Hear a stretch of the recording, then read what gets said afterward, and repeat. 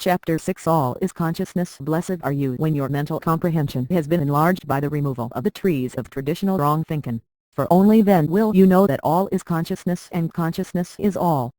You will know that any secondary cause is a tyrant, and if you believe in an outside power, you are fighting the losing battle. Emerson once said, "Man surrounds himself with the true image of himself, as every spirit builds for itself a house beyond its house, a world beyond its world. What you are, that only can you see. Therefore, build yourself a world as you would like it to be, a world beyond the world now visible to you. The world you desire exists and will unfold itself in great proportions when you, all spirit, surround yourself with the true image of yourself as you would like to be. Think of your world as a canvas with the pictures painted there by the arrangement of your mind. Your I-amness consciousness has already arranged as many patterns for your canvas as there are people walking the earth. Turn to yourself and, claiming that your desire exists, feel yourself move right into its center. Then paint your canvas of consciousness. Everything is there at your disposal. Its reality is up to you and the intensity of your desire. Always look to self, for your consciousness is the sole cause of the phenomena of your individual life. Perhaps you have imagined something which never came to pass and you feel that you failed, but I tell you there is only one cause for failure, and that is absence of the feeling of naturalness. It takes time for an assumption to become a fact, and a desire is fulfilled proportionate to the degree of naturalness of the feeling of possession. If something does not feel natural to you, it is not your nature. To ask in my name is to ask in my nature or character. Therefore, when you ask, you must feel you already are that which you are seeking. Whatsoever you desire, when you pray, believe that you have received it, and you will.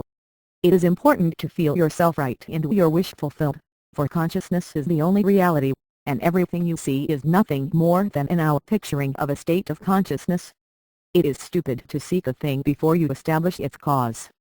An effect depends upon the state of consciousness, and you cannot find the effect without being its cause.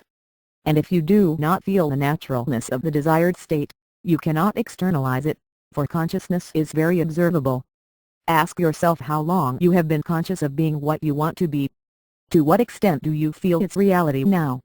Matthew tells us, 0, you faithless and perverse generation. How long shall I be with you? Do you have faith in what you are conscious of? I hope so, for without faith it is impossible to achieve anything.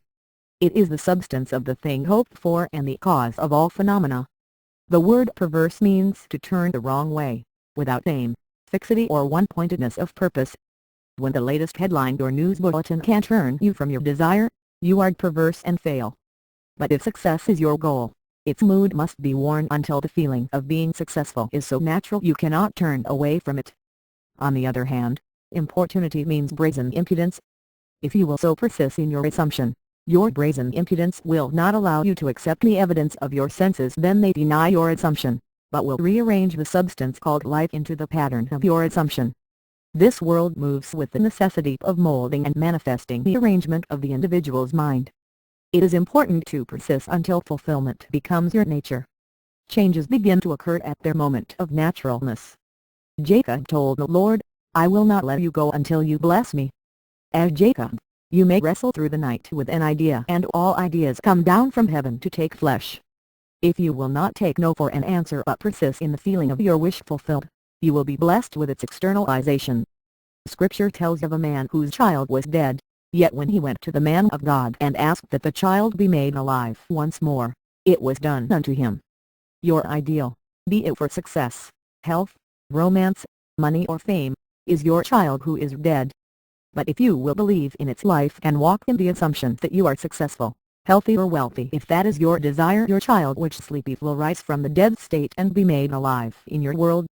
The parable is told of a judge who it is said, feared not God nor regarded man.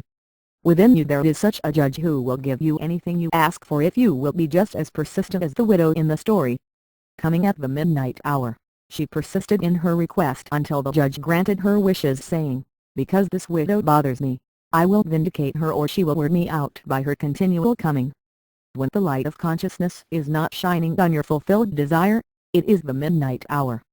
But if you will fill your desire with your light of awareness and persist, then that which you are aware of, you will become. You are forever surrounding yourself with the true image of yourself and what you are, that only can you see, whether it be good, bad or indifferent.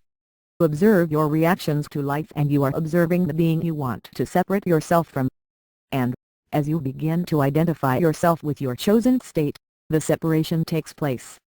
But your assumption must be a maintained attitude, and, if for a moment you'll lose a mood, recapture it. And if you'll lose it again, feel yourself back into the feeling until the mood becomes so natural your thinking from that mood is normal.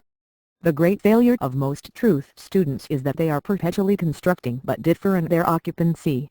When entering your desired state, feel its presence surround you like an answered prayer.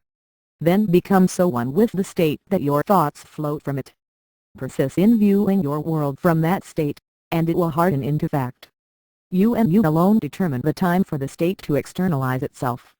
If your mind is so disciplined that it cannot be turned or diverted, your heart's desire will be outpictured on your screen of space. But, if you believe in any secondary power, your belief will cause its delay. Your awareness is the power of the word. It is divine, not divisional. There are not two I ams but one I am standing on many levels. Desire, claiming fulfillment now, wrestles as Jacob. But when the fight is over, desire, as Israel, is born. You may think your name is John Brown or Mary Smith, but your real name is I am, and your dominant mood is your nature. Divorce a mood and assume a new nature. Persist in your new relationship and you will bear its children as new phenomena appear to bear witness to your creative inner I amness.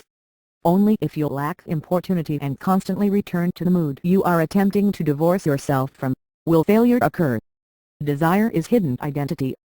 What you want, you already have. If you acknowledge, as fact, that you are already what you desire to be and will not be diverted but maintain your importunity by walking in the mood of fulfillment which now dominates you, no power on earth can keep you from expressing it. But you must feel yourself right into the situation of the answered prayer, for only by believing that you already have it, will it appear. Anyone who prays successfully is, himself, the springboard of action and the one who grants the prayer. There is no other being to grant it. The one who receives the answered prayer is the one who grants it through the act of rearranging the mind. Learn to rearrange your mind, and, if you find yourself walking in the field of unanswered prayers, turn around and walk in the field mood of fulfillment. And, remember, faith is the substance of things hoped for, the evidence of things not seen. The only reality and the only substance is consciousness, from which all prayer has its beginning and its end. The entire book of Hebrews is devoted to faith. Faith is enduring as seeing Him who is invisible. And faith is the substance of things hoped for. Unto us was this good news preached, as well as unto them, but it did not profit them because it was not mixed with faith. Good news is desire fulfilled. If desire is not mixed with faith, it is of no avail, for faith is the awareness of the reality of the desire's fulfillment. You see, creation is finished, and we only become aware of increasing portions of it. The absence of faith would be to deny the reality of the state assumed. If you limit yourself to your physical senses which contradict everything you desire, then faith will be unknown to you. But faith will make real that which is invisible. The being you would like to be, though invisible, will unveil itself and become visible for all to see when you walk in the faith of its reality.